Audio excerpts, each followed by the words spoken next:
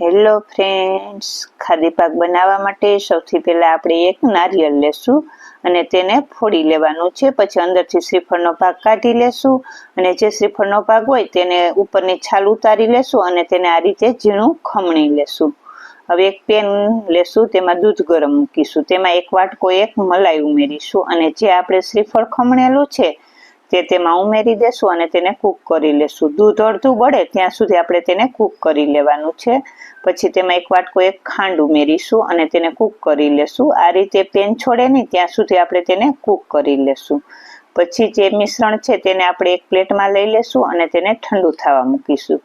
ઠંડુ થઈ જાય પછી આપણે તેના કાપા કરી લેશું. તો તૈયાર થઈ ગયો છે મસ્ત મજાનો ખાદી પાક.